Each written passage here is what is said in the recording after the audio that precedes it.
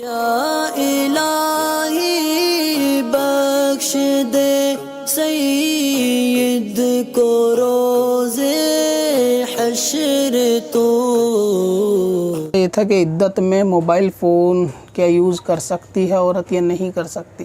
دیکھیں اگر کوئی عدت میں بیٹھی ہے اور اس کو موبائل فون کرنے کی ضرورت پیش آتی ہے، مثلا یہ کہ کسی سے کوئی ضروری بات کرنی ہے یا کوئی ایسا سامان ہے کہ جس سے عدت والی کا فون پہ بات کرنا ضروری ہے، تو گھر والے بھی اس کی فون پہ بات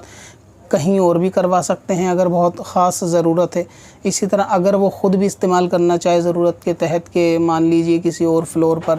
عدت میں کوئی عورت بیٹھی ہے اور باقی فیملی نیچے والے فلور پر ہے یا الگ الگ کمروں میں ہے، اور وہ چاہتی ہے کہ فون پر بلا لے، اٹھنا چلنا پھرنا دشوار ہے، تو ایسی صورت میں بھی موبائل کا استعمال کیا جا سکتا ہے۔ اگرچہ 10 بار ضرورت پڑے تو 10 بار کیا جا سکتا ہے، یعنی ضرورت کے تحت۔ اور اگر معاملہ ایسا ہے کہ موبائل فون استعمال کرنے سے مراد یہ ہے کہ وہ موبائل فون عدت میں لے کے بیٹھے اور اپنے وقت کو کسی طرح گزارے، یعنی ٹائم پاس کرے، تو ایسی صورت میں اس کی اجازت نہیں ہے۔ اور اگر موبائل فون پہ کسی سے بات بھی نہیں کرنی لیکن اس کا کوئی ایسا استعمال کرنا ہے جیسے کہ نعتیں وغیرہ سننے کے تعلق سے، یا پھر کوئی قرآن پاک سے ریلیٹڈ کوئی چیز ہے، مطلب اس کو قرات وغیرہ سننی ہے یا قرآن اس کے اندر پڑھنا چاہتی ہے وضو کی وجہ سے، تو بھی موبائل کو استعمال کر کے وہاں پہ عدت میں قرآن پاک جو ہے وہ پڑھا جا سکتا ہے۔ لیکن ایسا نہیں ہو سکتا کہ فون لے کر